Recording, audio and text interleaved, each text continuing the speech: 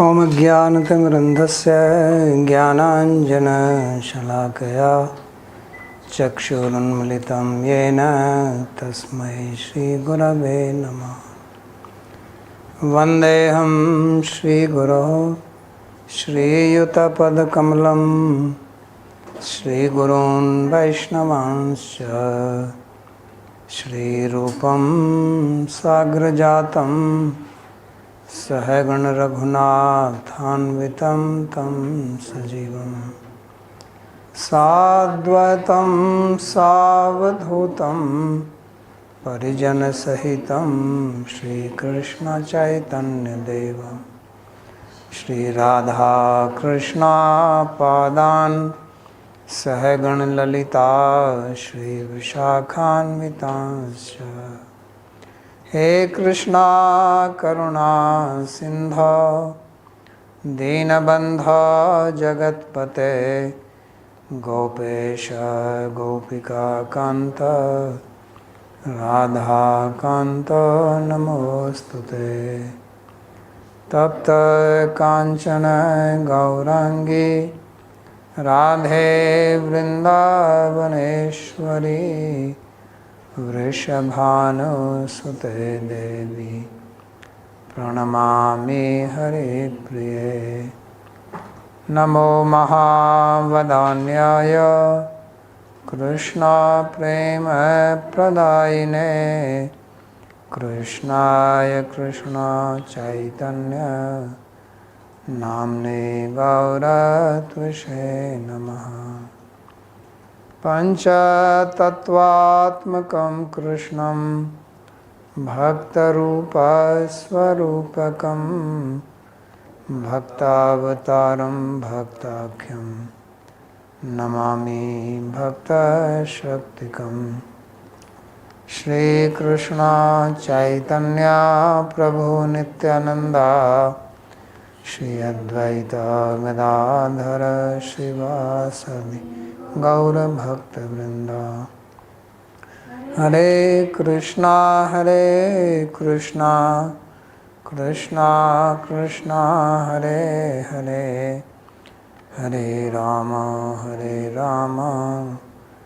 राम राम हरे हरे।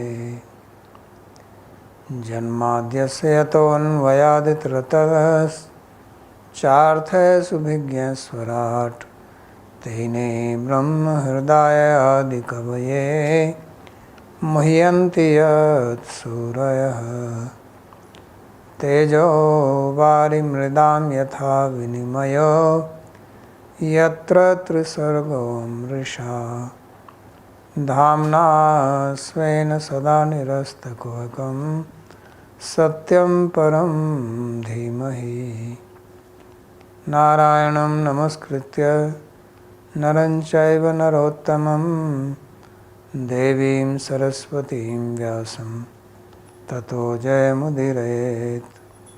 स्वस्ति अस्तु विश्वस्य खलः प्रसीदतां ध्यायन्तु भूतानि शिवं मिथो धिया। मनश्च भद्रं भजता दधोक्षजे आवेश्यतां no मतिरप्यहेतुकी। Reading from Śrīmad Bhāgavatam, Canto 10, Chapter 86, verse number 51. So in the previous class we studied how Krishna was received. Krishna along with the sages were received by the Brahmana, Śrutadeva, and in his humble residence he accommodated all of them, made arrangements, worshipped them, gave them food. Then holding Krishna's feet in his hand, he recited certain prayers in which he said that it is not that Krishna is seeing him now, he has seen him since the beginning of creation, but it is he who is seeing him now, just like person gave the example of dream. And then he requested Krishna to instruct him. So after that Krishna took his hand, Śrutadeva's hand in his own hand, and he speaks the following verses. Annapurna,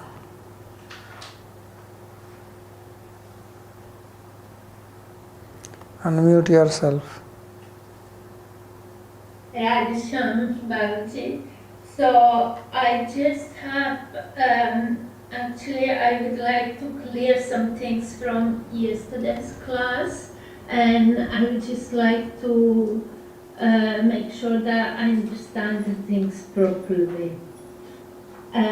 So we were talking like yesterday, or you were talking about that Bhagavan can only show himself to the pure devotees and manifest in their heart. And that just pure devotees means free from all the clutters of material world. So then I was just thinking, for those ones that are not there yet, I'm talking about myself basically, it's not possible to see Bhagavan in such a way for a long time, because it's going to take me a long time to clean myself, obviously. And then I was thinking, okay, what is the process then?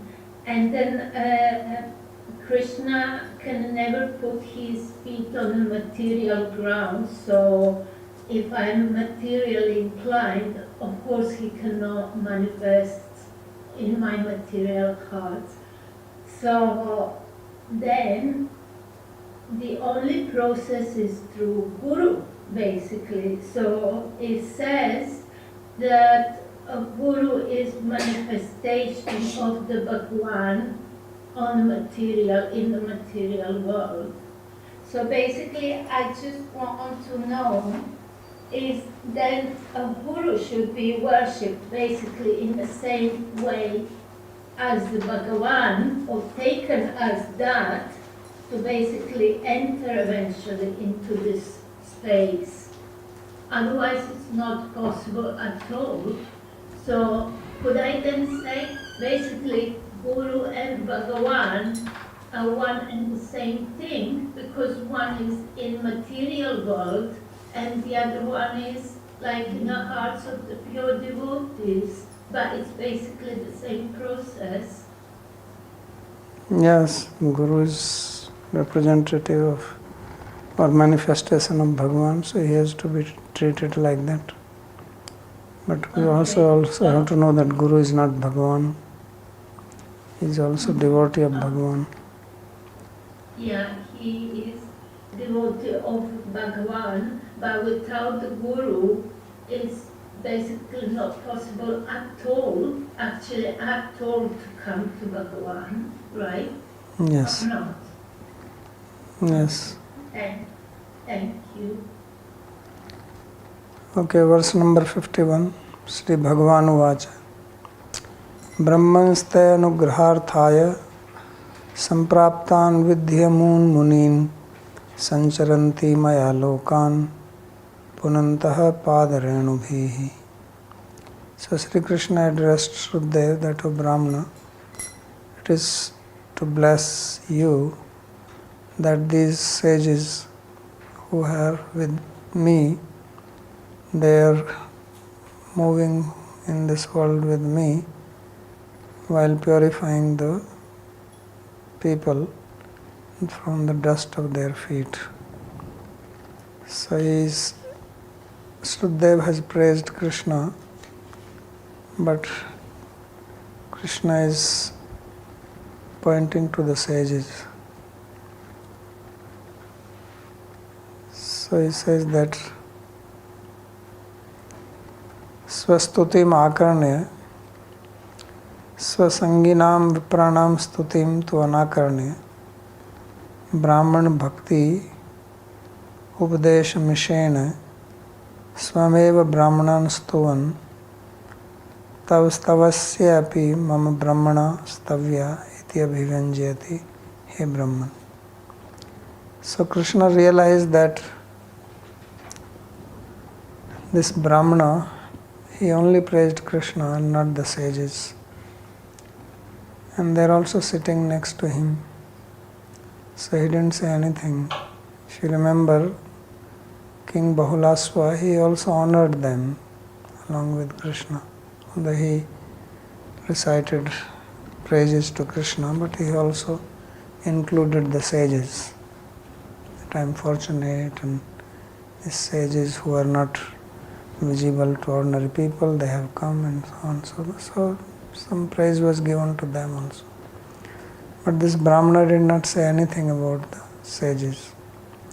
So Krishna felt a little awkward, because it's just like you go to somebody's house and you have your friend with you and you get all the respect and friend doesn't get anything. So then friend will obviously feel awkward and neglected. And if you are really friend of your friend, then you will also feel that what is this, I am getting all the attention and he is being neglected. So this is called empathy. This is called awareness. That how aware is Krishna of the whole situation. So therefore he mentions. So now what he is doing is that he is praising the Brahmanas on the pretext of giving instruction to this Brahmana Śrutadeva. So he is comforting them. So that's what he is saying, that Swastuti Makarne, that after hearing his own praise, but not hearing the praise of the Brahmanas or the sages who came with him, Brahman Bhakti Upadesa Mishena Swameva Brahmanan Stuvan, that while instructing Śrutadeva about the devotion to the Brahmanas, he praises the importance of the Brahmanas, and in this way he is praising the Brahmanas. So he is doing both things. He is instructing, because he says, Shadhi, Mom, that you please instruct me. So he instructs him, but he is instructing him about the importance of the Brahmanas. So this way his instruction is being given, and the sages who are present, they are also being praised. So Tav Stavyasya api mam Brahmana stavya, that by your praise also I praise these Brahmanas. So he says, Hey Brahman, Hey Brahman, Brahmana, Swasya Brahmanatva deva svajatisu tavnati adara. So he is addressing Śrutadeva as Brahman or Brahmana, as if he is indicating, because you are Brahmana and these are also Brahmanas, so you are not caring for them, because they belong to your own clan, your own class. So that's why you are not paying any attention to them.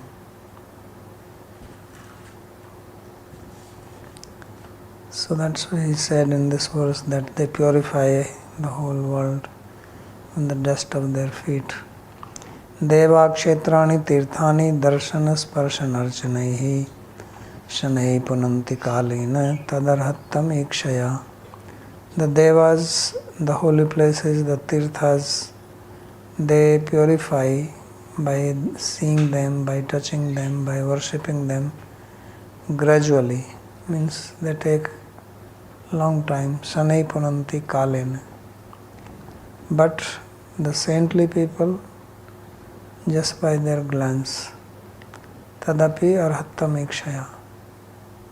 So he says that these are all saintly people and they purify just by their looks, whereas the tirthas, the holy places, the devas, they take long time to purify.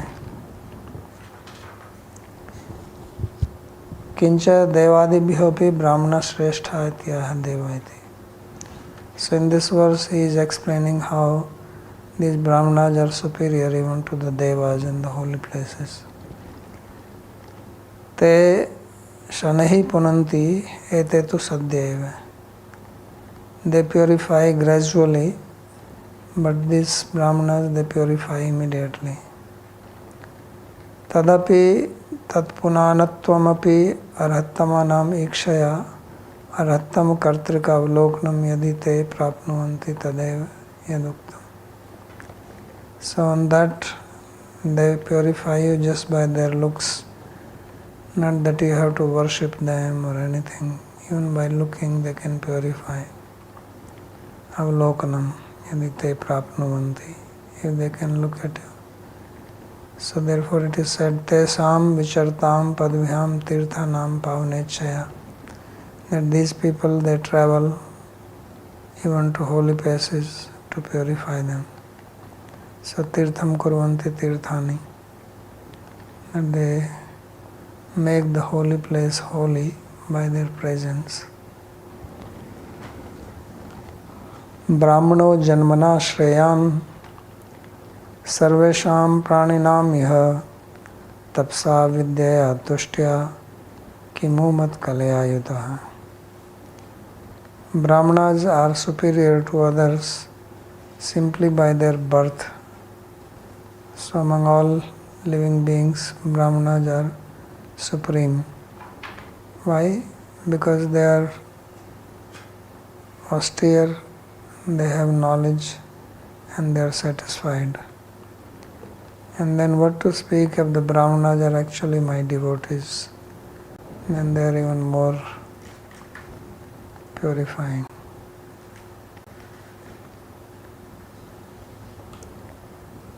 Mama kala parikalnam upasana uttam sakshatkarastaya tayayuta. So he says that kalaya here refers to the experience of Bhagavan through upasana. So then they are even more purifying. Na brahmanat me daitam rupam etat chaturbhujam sarva vedamayo vipra sarva devamayo hiyaham. Even my this 400 form is not dear to me than the Brahmanas. So Brahmanas are more dear to me than even my own individual form. A Brahmana is Sarva Vedamaya, is personification of all the Vedas, and Sarva Devamaya he am, and I am the personification of all the Devas. So he is giving importance to Brahmanas more than anyone else. When Kumaras came to Vaikuntha and they were stopped by Jay and Vijay, then Bhagavan came at the gate himself and pacified the Kumaras. And he said that if my own hand goes against the Brahmanas, I will chop it off. So much he was praising. He said a similar thing to Durvasa Rishi when he went to get protection from the Sudarshan Chakra. So he says, Naham atmanam asha Śrīmad bhakti sadhuhir vina Sriyacha antantikam brahman yesham gatiraham para. So he says, Naham atmanam asha sadhubhir mad bhakti vina, that without my devotees I do not care even for my own body. Because he was trying to tell him that I cannot stop this Sudarshan Chakra, you have to go back to Ambarish. I don't have the power. So he says that I don't want even the ultimate wealth, power without the devotees. So much importance he gave to the bhaktas. So now he says that Sarva Vedamayo Vipra. So Vipra is called Vedamaya. Means he is the upholder of the Vedas. And he is calling himself as Sarva Devamaya. That all the Devas are in him. Which means that Veda means the knowledge. And he or the Deva means the subject of knowledge. Vishaya and Vishayi. Knowledge has its content. So he is saying that the Vedas are the knowledge, because that's where knowledge is contained. and the content of that knowledge is me. But without knowledge, which is more important, the content or the Vishaya? So knowledge is more important, because if you don't have the knowledge, then Vishaya can remain. If you have money in your pocket, but you don't know that you have money in your pocket, then you cannot buy anything. So therefore he says that these Brahmanas are Vedamaya. That's why they are even superior to me. That is the significance. So Sarva Vedamayo Vipra iti mam Sarva Devmayatvat. So Vipra Brahmana is Vedamaya, means personification of the Veda or holder of the knowledge of the Veda. And Veda, knowledge of Veda, what is in Veda? Veda isya sarvairahame vavedya. Veda speaks about me. So that's why Brahmanas are important, because if they are not there, then knowledge about Krishna is not available. And if knowledge about Krishna is not available, then let Krishna be there. Then nobody cares for him. So Sarveshwarasya api pramanam ye Veda tanmaya vipro bhavet. So although Krishna is Sarveshwara, but the pramana, the means to know him, is the Veda. And Veda is held by the Vipras, Brahmanas. Therefore they are most important. That's what he's saying. Duspragya aviditva evam avjanante shoyavaha gurumam vipramatmanam archado ijyadrishtayah. So foolish people who do not know this, aviditva eva, they disrespect the Brahmanas who are my personification. The Guru is, this question was asked. This is what he's saying, that Gurum Vam Vipram, that know the Guru, the Brahmana, to be me. And those who worship only in the deity form but do not respect the Brahmana or the Guru, then they are foolish and they only find fault. So archayame bhariye pujam yasradhya yate na tad bhakte suchanyesu sa bhakta prakrita smrita. So such a devotee is called neophyte, who worships and respects the deity form of Bhagavan but does not give respect to the devotees, Brahmanas. So he doesn't care for them. And this is a very big practical problem. No matter how many times you read it, hear it, I tell it, people continue to do the same thing all the time, disrespecting, finding fault, criticizing. You forget immediately. Hear from one side, pass from the other side, leaves no trace of any samskaras. And that's why people don't make progress on path of bhakti. I get so many emails about this question. Can you tell me why? What is the problem? I'm doing this, I'm doing that, but I don't feel anything. So it is, earlier it came also, when it says that they see him in the heart. And the commentator said, only if they are niraparadhi, if they are free from offense. And the biggest offense is to the devotees, Vaishnava Ninda. And now with social media, this is the easiest thing to do. Immediately you can throw your pride and feel happy about it. So as I said, some people say I am proud of my pride. Somebody recently wrote this to me.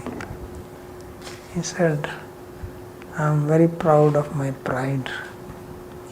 So I wrote, okay, be very happy with your pride.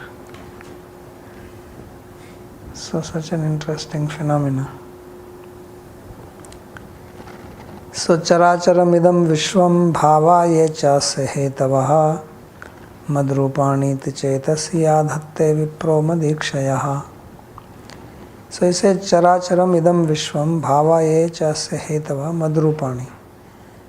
So this point comes so many times. This came practically in the prayers of Vasudeva, prayers of Bahulāśva. Now recently there have been so many prayers, one after another. And this is one of the common point which comes, that all these moving and non-moving objects, Vishwam, the elements and the cause behind them which makes them earth, water, fire, air, ether, etc. He says Madrupani. He says this is my form. So Sarva Bhutesu Yapashed Bhagavad Bhavam Atmane Bhagavati Bhutani Atmani Sa Bhagavatottama Esha Bhagavatottama. So he is considered as Uttam Bhagavata. So Adhatte Vipro Madikshaya. So that Vipra, he keeps this knowledge in his heart. Means he has Madikshaya, he has knowledge about me, and then he sees that all these things are manifestation of him only. Vasudeva Sarvamiti.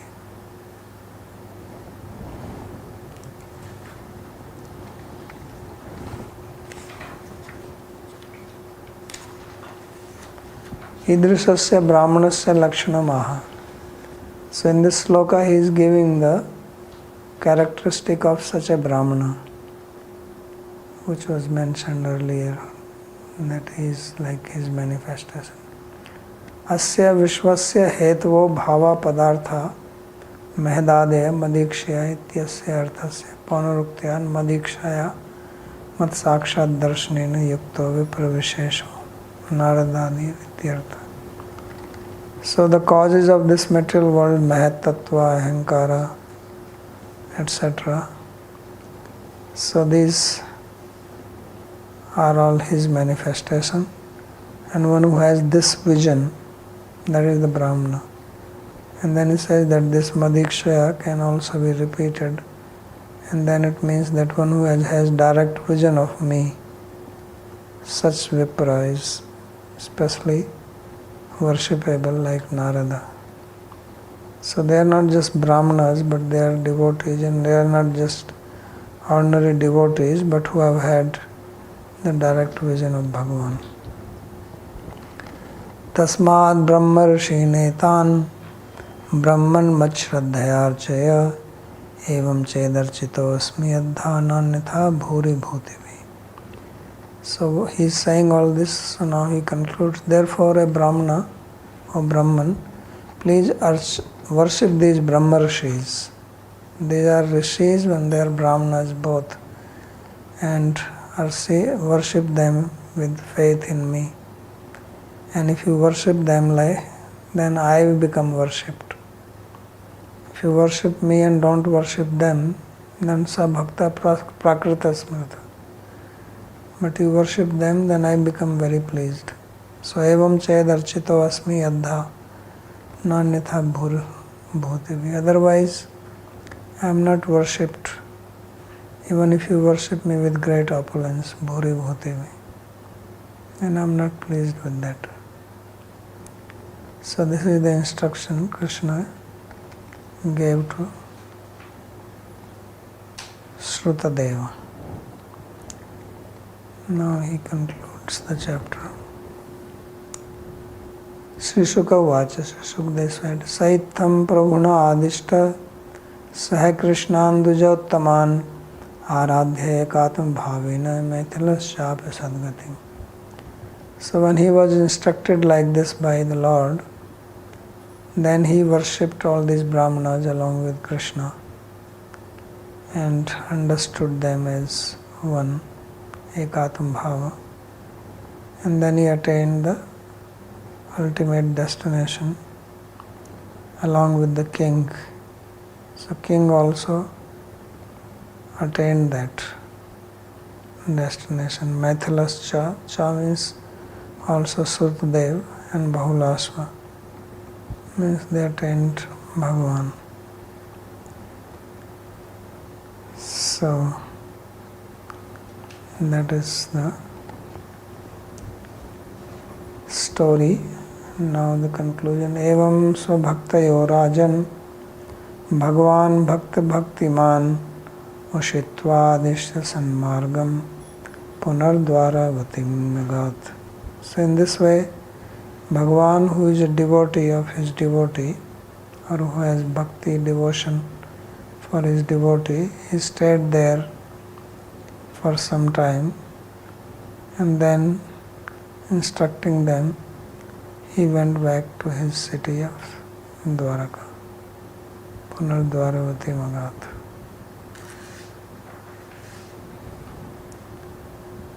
Ekatmyam ek manastvam tadrupoyo bhavastena yadva Krishna tatsangi viprayor yad ekatmyam tadbhava. So the ekatmyam means with one pointed attention, or it means to consider Krishna and all these brahmanas as one with this feeling. Sanmargam satam maktanam margam bhagavadushyam bhakti yogam. So Krishna instructed them about satam marga, about the bhakti yoga, and then he left. Iti sarartha darshinyam harshinyam bhaktachetasam sadishiti tamodhyayo dasme ajani sangataha. So this brings an end to the chapter 86 and the commentary on it called Sarartha Darshini, on 86th chapter of 10th canto.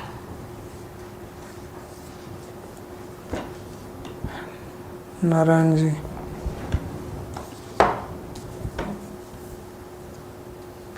Pranam Guru Maharaj. Am I audible? Yeah. Okay, sorry, there's a little bit of background noise. Please let me know if it is too much. No, we don't hear any noise. Okay. So, Guru Maharaj, my question is that, you have often consistently said that we have to offer respect and worship to all the Vaishnavas, to the Brahmanas, and in general, you have also been repeatedly saying in other classes that we have to maintain a worshipable and respectful attitude towards living entities in general. And my question is that if somebody is on the path of bhakti, then it is easier to offer respects, obeisances, whatnot, because we know the person is rightfully placed. Whereas other people, they are even the so-called brahmanas and in some cases even devotees, like they are very firmly within the gunas. So one challenge that comes is, how can we offer respects to such a person? Because then it becomes like, it doesn't feel real, it feels fake. Because you immediately see the duality of bad qualities or whatnot in the other person. And it requires a very, very high level of discretion to see him or her as a vibhuti or energy of Bhagavan. So how can we maintain that discretion and that vision, especially when dealing with people? Yeah. So first of all, we don't deal with that many people. Many times we just criticize others, although we have nothing to do with it. So that at least that much should be stopped. Like we keep on making remarks about some other devotees, some other group, or they are like this, or that so and so guru is like this, or the disciples of so and so are like that. So first of all, it is none of my business, even if I know it, even if I see it. If I have eyes to see, I'm going to see it. Suppose some person is lame and he is walking. I see him, I know that he is lame. There's nothing, I can't avoid it. If I have eyes, I will see it. But now, to see him lame and then I start making fun of him, I start joking or laughing, that is wrong. So similarly, even if you see that somebody is not a great devotee or under the influence of the gunas, okay, you see it, but now you don't have to make fun of him, you don't have to make... It's none of your business. Unless you have to actually deal with that person, then you deal accordingly. So that is the minimum we should at least do, because many times we are just passing remarks on others for no good reason. Just not our business. Yeah. And it's correct. very common. It's like practically just happens as easily as we see things with our eyes. Then that also comes. So that's where we have to make the discrimination. That's where we have to use our buddhi. That it's not my responsibility to correct everybody. And this happens because we don't focus on ourselves, we focus on others. So if we give more attention to our own character, our own improvement, our own progress, then we don't focus so much on others. But when we are not, it's like we have to become self-centered, as far as our own progress is concerned. Otherwise we become other-centered, and then we are looking at everybody. He's like that, she's like that, he said this, he said this. And so much, goes on here and there. So at least this much can be stopped. Now next thing comes, what if I have to deal with such a person? And then we have to deal, then you have to know that, okay, this person has got this type of character, and that's how the person is. Somehow he has also come to this path by Krishna's grace, by sadhu sangha, by grace of some Vaishnavas, whatever. So he has also some good fortune, but he has got some negative side. I can't do anything about it. Also, it's not my responsibility, but I have to deal with him. So I deal with him nicely. Because many times, with our own good or bad behavior, we can bring out good and bad in the other person. If my behavior is peaceful and controlled and nice and loving and kind, then even if the other person is not like that, maybe some change can happen in that person. But if I remain critical, then I'm making sure that other person whom you are already thinking is not so good, then that person's negativity is definitely going to come out. And this is not going to benefit any one of you. It is not going to benefit you nor him or her. So this is a very difficult job. It's not easy. It is easy to say it. That's why I said that we hear it 100 times, but when it comes to acting, then we see it all the time, people making all kinds of negative remarks on others and then feeling great about it. That's what I said, that feeling proud about my pride. So that has to be done, or has to be practiced with awareness. Right. So just to summarize, Guru Maharaj, basically what you are saying is the locus of all our spiritual practice is really the self only. Yes. And we need to be self-centered from that perspective. Completely. As a starting point. Complete becomes selfish. Understood. 100%. And now this actually, thank you, this is very illuminating. There's just one question to your second point which you made, is when dealing with others. I think you have also very repeatedly said this, so in many ways this question is a repeat. But I just would like to hear your view on this one more time. So often when we are dealing, I think maintaining a respectful and a balanced perspective is something that comes with practice. Yes. It is not the science really. It can be done, right? Because it can be done. And I think you had said in one earlier class that it's best is to not make any distinction between devotees, non-devotees, etc. Just keep one primal way of engaging with everybody, so that there is consistency in your own internal psyche. Right? Except of course devotees are a little different because of their alignment to Bhagavan and things. Is that sort of right? Yeah, distinction we should make, because we should be more respectful to devotees and more careful with them. In that sense, we should make distinction. But as far as giving respect, you treat everybody respectfully. Actually, people like it when you treat them respectfully. and they become respectful towards you. Because nobody likes to be criticized. Then there is one question that always comes to my mind, Guru Maharaj, that in that case, aren't we seeing the world from a dual lens? This is a devotee, this is a non-devotee. Of course, we understand devotees are. No, it is not. It's not that, as I am saying, that if I have my eyes to see, then I see this person can walk straight, another person is limping. It's not that I am making some special effort to see that. So it's just normal. That I am trying to discriminate or anything like that. It's just like if you see your father and you see your father's friend and you see your own friend, you don't have to make some special effort to see that he is my father. I have to be more respectful to him than my father, my friend. It's just normal thing. Understood. So it is just a simple vyavaharik lens. And in this process, when things go into our heart, for example, you said, when other things bother us or some people insult us or whatever, and it impacts. I'm now not talking about devotees, in general also. Then the best way to deal with it is just internalize and consume it, or because what happens is when somebody does something which is disrespectful or says something disrespectful, it lingers in your heart for a long time. And especially if it's a devotee, then it's even worse, because you always wonder that how did this even come to be. So in that case, what is the solution to really get through to that? So for that you have to have another formula to deal with it.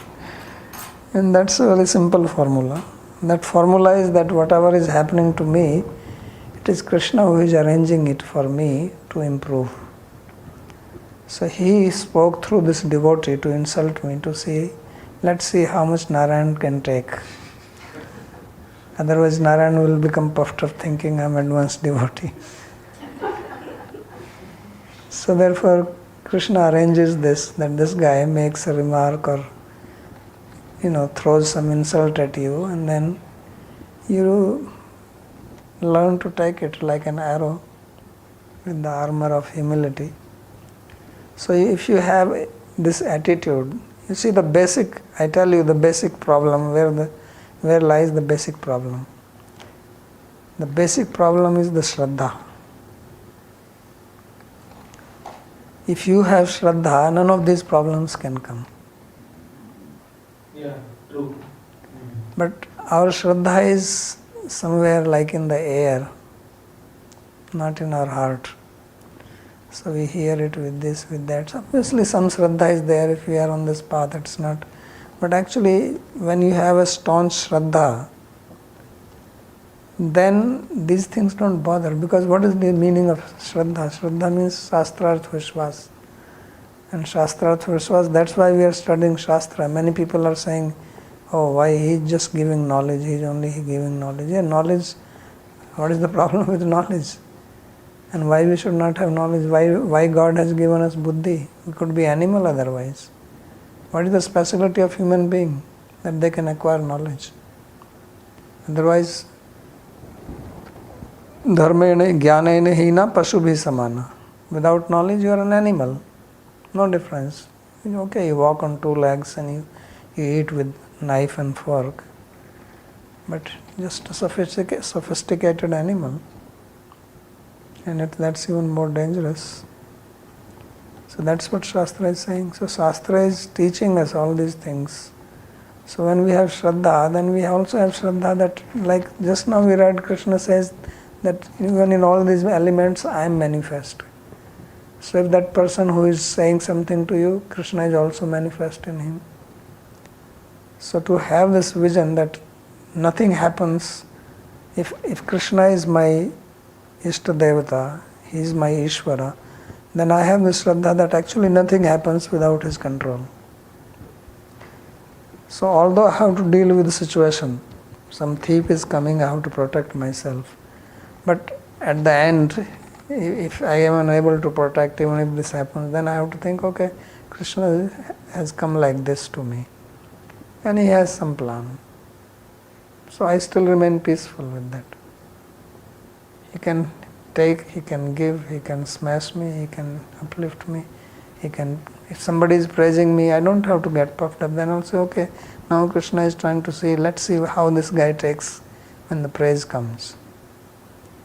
Same thing. So if you feel very happy when you are being praised, you are making sure that you will be very disturbed when you are criticized. So the real practice you have to do when somebody is praising you, not so much when somebody is criticizing you. When somebody is criticizing you, it's very difficult for you to practice at that time, because already everything goes out of your control. So start practicing when somebody praises you. Narayan, you are a very great devotee. How wonderful you are. That time keep yourself within yourself and say that it's not like that. Don't feel. See if you actually can avoid becoming happy when somebody praises you. Very difficult. But it's easy to practice that. If you can practice that, then it will be equally easy to take when somebody criticizes you. Because these two things go together. As much as you feel happy by being praised, that much or probably more than that you will feel troubled when you get criticized.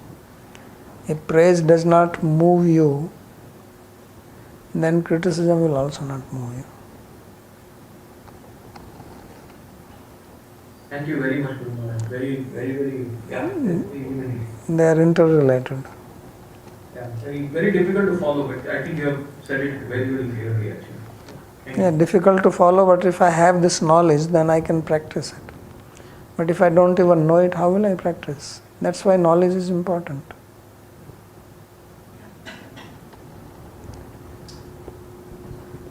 Yes. Very recently here in Vrindavan, a well-known sadhu made some criticism on women who were living in and calling them Vaishyas. And so another famous woman reacted to that and threatened to make a case against him. So, first of all, is that also a Vaishnava aparada from his side? Because she's not a devotee. Or does it not come under Vaishnava aparada? Well, depends what is her intention. No, she didn't say it. It was he who made the remark that women...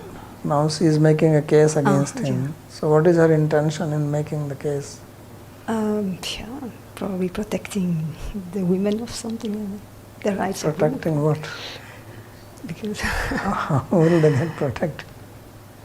Yeah, what her intention is. But from his side, is it a Vaishnava aparada or? You are talking from her side or his side?